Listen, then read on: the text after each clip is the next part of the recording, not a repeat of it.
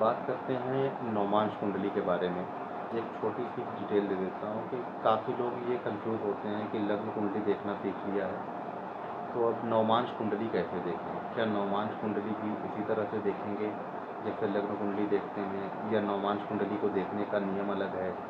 क्या नवमांश कुंडली में जैसे लग्न कुंडली में ग्रहों की स्थिति होती है कि कोई ग्रह अगर अष्टम में चला गया तो उसका फल खराब है, तो क्या नवमांश कुंडली में भी उसका फल वैसा ही होगा? नवमांश कुंडली कहना क्या चाहती है, नवमांश कुंडली बताना क्या चाहती है? सारे लोग इसको लेकर कंफ्यूज रहते हैं। सबका अलग अलग मत रहता है कि हाँ, नवमांश कुंडली में भी जैसे एक छोटा सा उदाहरण ले लें, जैसे गज केसरी योग।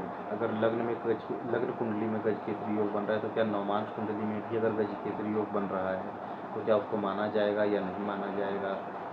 या कोई भी जो योग लग्न कुंडली में है, अगर वो नवमांश कुंडली में देखे जाएंगे कि नहीं देखे जाएंगे? नवमांश कुंडली का काम क्या है?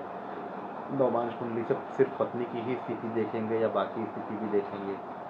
नवमांश कुंडली को देखना कैसे है, सिर्फ मैं ये बताना चाह रहा हूँ। नवमांश कुंडली पर बाकी आप वीडियो देख लेंगे, पढ़ लेंगे, सब कुछ जानकारी हो जाएगी। तो बात करते हैं कि नवमांश कुंडली को देखते कैसे हैं। देखिए, नवमांश होता ये है कि कोई ग्रह किस नक्षत्र में बैठा हुआ है, कोई ग्रह किस राशि के नवमांश में है। इसको मैं और समझा देता हूँ। मान लीजिए एक घर है, तो घर के किस वाले कमरे में वो ग्रह बैठा हुआ है। कुंडली में 12 भाव हैं, तो 12 भाव में हर एक भाव का अपना महत्व है, हर एक घर का अपना महत्व है। तो लेकिन उस घर में भी कुछ कमरे ऐसे हैं कि जो अच्छे हैं और ख़राब हैं। तो इसी चीज़ को समझना होता है कि हाँ, नवमांश कुंडली में जब ग्रह बैठ जा रहा है, जैसे चंद्रमा, एक उदाहरण ले लेते हैं तब ज़्यादा आसानी से समझ में आ जाएगा। जैसे मान लीजिए चंद्रमा है, चंद्रमा लग्न कुंडली में चौथे भाव में बैठा हुआ है। चंद्रमा बहुत अच्छा है, चंद्रमा को अपना स्थान बल भी मिल रहा है, चंद्रमा पक्ष बल में भी मजबूत है, यानी कि जितने बल होते हैं सब में चंद्रमा बहुत अच्छा है। अभी नवमांश कुंडली को किसी ने नहीं देखा कि नवमांश कैसा है।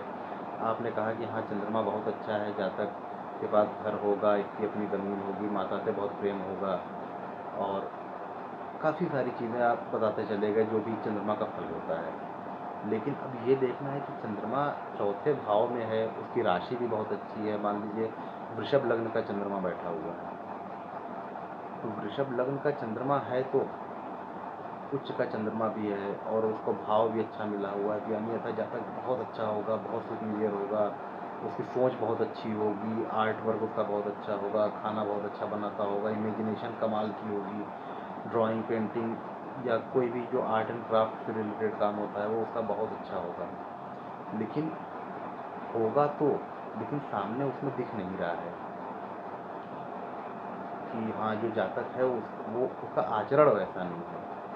इसी चीज़ को समझते हैं नवमांश कुंडली से कि चंद्रमा लग्न कुंडली में तो बहुत अच्छा है, लेकिन नवमांश कुंडली में कैसा है।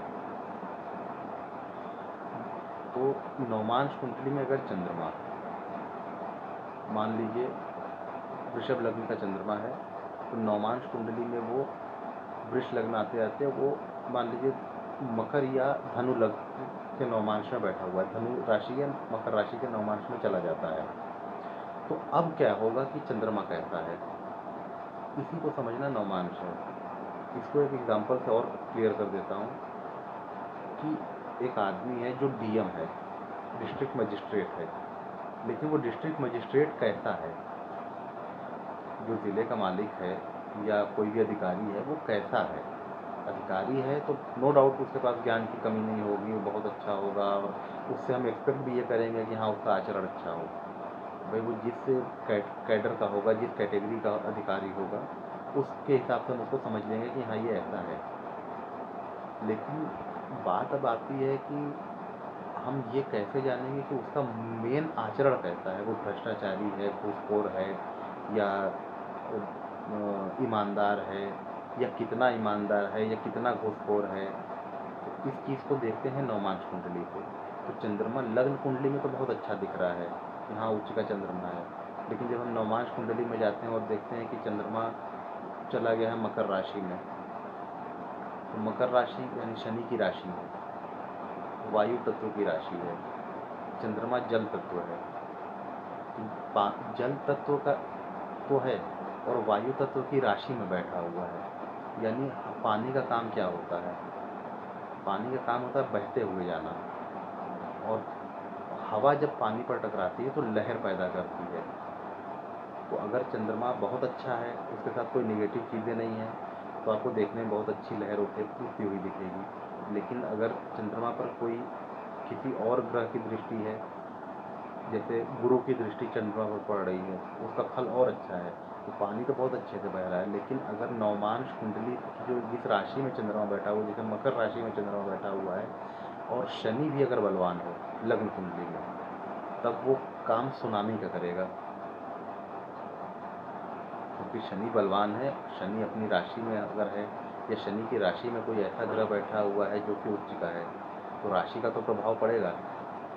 तब ऐसे में फलादेश ये होगा कि हाँ, चंद्रमा बहुत अच्छा तो है, जातक बहुत अच्छा है, उसकी सोच बहुत अच्छी है, लेकिन वो सोच उसके लिए आत्मघाती साबित होगी। जैसे बहते हुए पानी पर अगर हवा पड़ रही है, तो लहर जब तक छोटी छोटी बन रही है तब तक तो बहुत अच्छा है, लेकिन अगर हवा बहुत तेज़ है तो फिर पानी में उथल पुथल मचेगी, मन में उथल पुथल मचेगी।